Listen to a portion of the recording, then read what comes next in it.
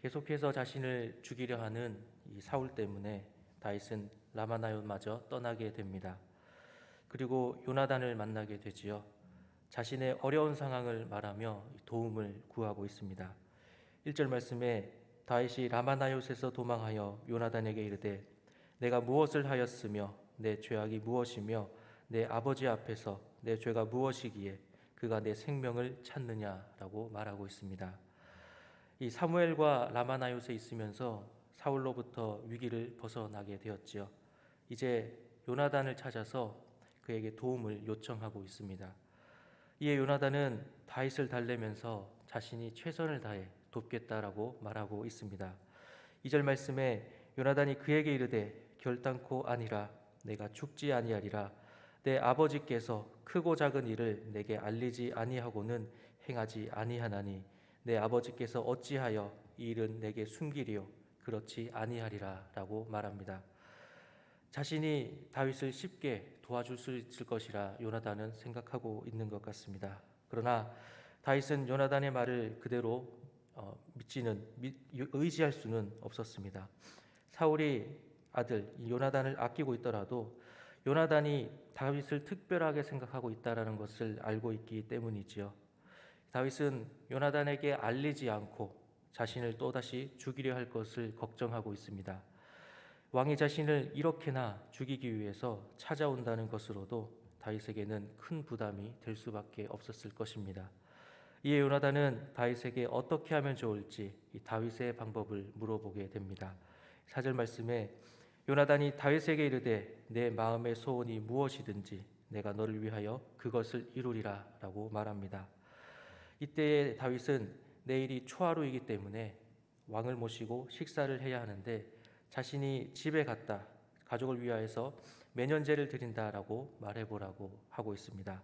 6절과 7절 말씀을 보면 내 아버지께서 만일 나에 대하여 자세히 묻거든 그때 너는 말하기를 다윗이 자기 성읍 베들레헴으로 급히 가기를 내게 허락하라 간청하였사오니 이는 온 가족을 위하여 거기서 매년제를 드릴 때가 되미니이라 하라.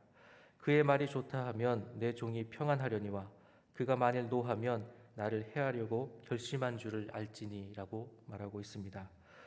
자신이 다른 집으로 간 것을 사울이 좋게 여기면 자신은 좀 안심을 할 수 있을 것 같다라는 것이지요. 그러나 그렇지 않다면 화를 낸다면 자신을 죽이려 한다라는 것을 다시 한번 확인하게 될 것입니다. 이 10절 말씀에 다윗이 요나단에게 이르되 내 아버지께서 혹 엄하게 내게 대답하면 누가 그것을 내게 알리겠느냐 하더라라고 말씀합니다. 다윗은 여전히 사울은 자신을 죽이려 한다라고 한다면 그 사실을 어떻게 자신이 알 수 있을지를 요나단에게 다시 한번 묻고 있습니다. 요나단에게 그 사실을 알려달라라고 하는 것을 이제 간접적으로 부탁을 하고 있는 것이지요. 요나단이 그러한 경우가 있을지라도 반드시 알리겠다라고 하지만 그것마저 불안함을 느끼고 있는 것입니다. 이렇게 다윗은 계속해서 죽음의 위협을 느끼며 불안감을 떨쳐버릴 수 없는 상황에 놓여 있습니다. 그는 자기가 경험하고 있는 이런 큰 위기 앞에서 어떻게 해야 할지 또 어떤 방법을 따라야 안전할 수 있을 것인지를 이겨내기 위해서 요나단을 찾아온 것이지요. 자신의 안전에 대한 걱정으로 극심한 불안과 혼란이 다윗을 사로잡고 있습니다. 어떤 의미에서는 하나님의 기름 부음을 받은 자로서 어떤 참된 위치를 자신의 위치를 생각하지 못하는 다윗을 우리가 보게 되고도 있습니다. 이런 다윗을 요나단은 책망하거나 비난하지 않습니다. 그는 다윗을 위로하고 안심시키며 자신이 모든 것을 다해서 도울 것임을 계속해서 약속하고 있습니다. 우리는 이 요나단을 통하여서 진정으로 위로하는 자의 모습이 어떠한 것인지를 보게 됩니다. 그의 위로는 진심이었고 다윗의 걱정을 보면서 귀찮아하거나 또 가볍게 여기지 않았습니다.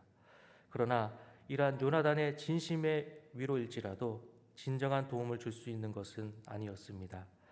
사울의 아들일지라도 그가 도울 수 있는 것에는 한계가 있었습니다. 사람의 위로와 도움은 한계가 있습니다. 우리가 다윗의 상황이라면 어떠한 마음을 갖게 되겠습니까? 또한 누구로부터 진정한 위로를 얻을 수가 있겠습니까? 하나님은 우리를 위하여서 그의 아들 예수님을 왕으로 삼으시고 성도로서 우리의 삶을 보호하고 인도하십니다. 성도를 위한 보혜사 성령님을 보내시고 하나님의 은혜와 위로를 우리에게 가져다 주셨습니다. 우리는 살아가는 그 삶이 여전히 위기와 어려움이 넘치고 우리는 이런 순간과 상황들을 어떻게 대해야 할지 몰라서 방황하기도 합니다. 요나단은 다윗에게 진심 어린 위로를 주었지만 그러나 진정한 그 두려움을 없애는 진정한 위로를 주지는 못했습니다.